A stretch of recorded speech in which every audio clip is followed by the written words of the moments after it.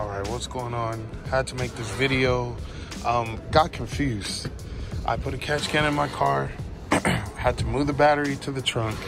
Instead of in the front of the car, I decided to move it to the trunk, and I wanted to keep it with NHRA drag rules. So I needed it to comply.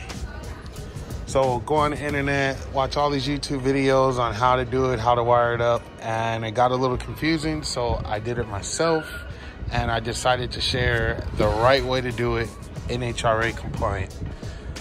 So what you want to do, you move your battery to the trunk.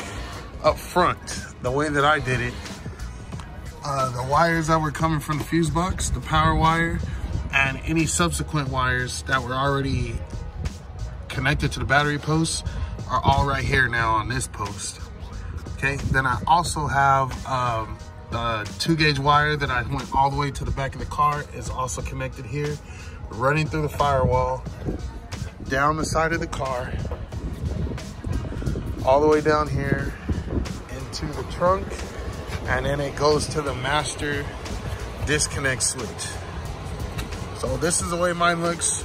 I kind of made it part of the car. I actually had to cut out behind here so I could get all the wiring through, and it's solid. It doesn't move, it doesn't jiggle. That's how you turn it off. And there's on. Off, on. Works perfect. So according to NHRA, you have to have a sealed battery box. So this will be a sealed unit. And if your battery is not sealed, you need to have a vent tube. My battery is sealed, so when you take this off, this battery is sealed, so I don't need a vent tube. But if it wasn't sealed, then you have to drill another hole somewhere in the box to vent the gases that come from the battery to the outside of the car. And then it needs to be bolted down with 2 posts that go through the floor and securely bolted. This thing is not moving. It'll shake the whole car, not going anywhere. And that's all you need. The master disconnect switch has to go to the positive side of the battery, and when you turn it, it has to cut the whole car off.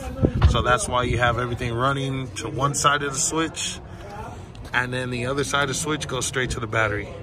So this one's straight from the battery to the switch, and this one actually goes to the stereo equipment that I have hooked up back here.